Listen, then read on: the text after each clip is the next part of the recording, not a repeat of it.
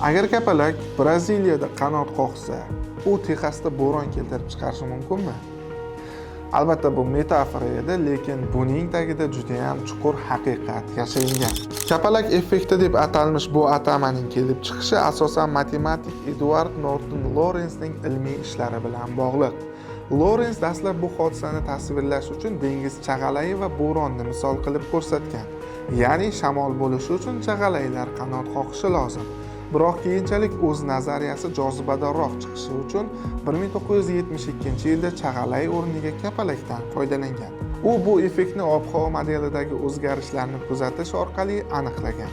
Ya'ni to'g'ri ob-havo ma'lumotlariga ega bo'lish uchun ob-havo modeliga kiritilgan dastlabki ma'lumotlar muhim ahamiyatga ega bo'lgan.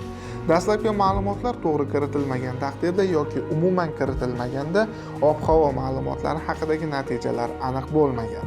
Dastlabki kichik bir arzimas o'zgarishlar keyinchalik sezilarli natijalarga olib kelgan.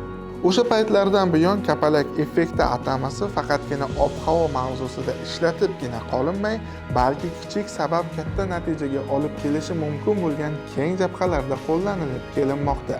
Psixologiyada ham bu effekt juda ham muhim. Inson hayoti bu murakkab tizim.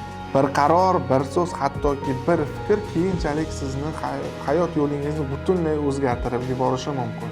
Masalan, siz bugun yangi odatni boshlasangiz, 1 yildan so'ng hayotingiz umuman boshqacha bo'lishi mumkin.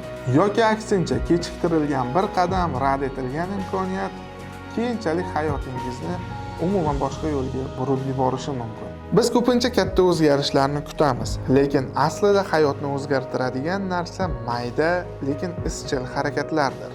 Kapalak effekti bizga shuni eslatadi: hech narsa behuda emas. Sizning har bir xatti-harakatingiz keyinchalik o'zgarishlarga sabab bo'ladi.